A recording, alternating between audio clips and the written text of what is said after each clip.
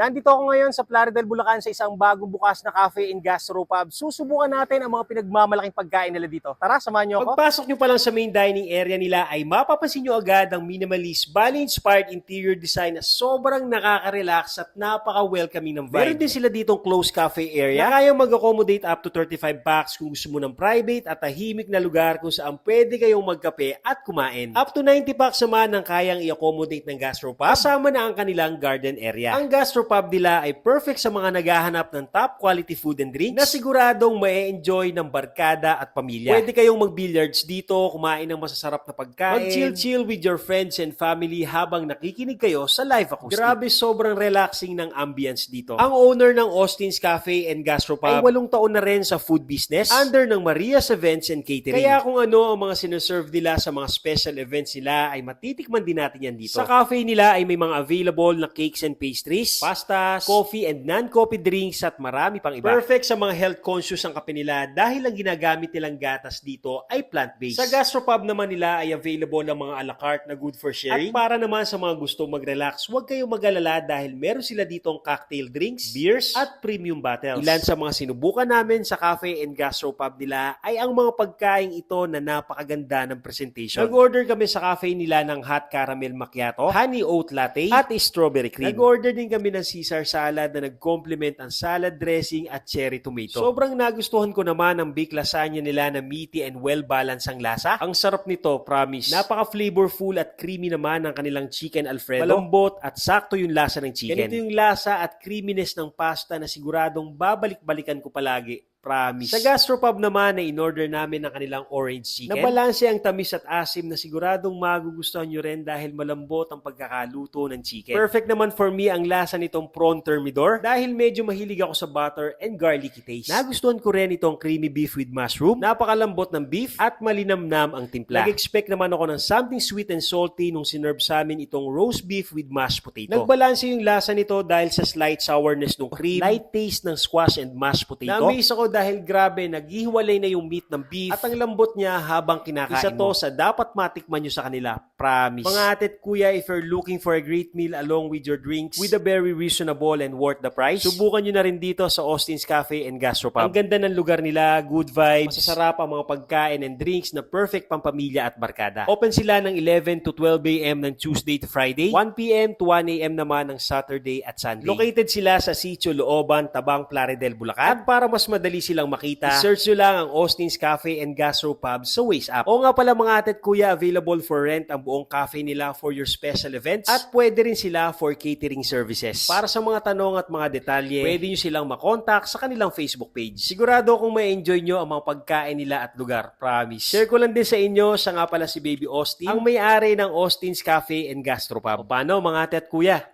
Kain tayo! Because you come on, got that face, no trouble.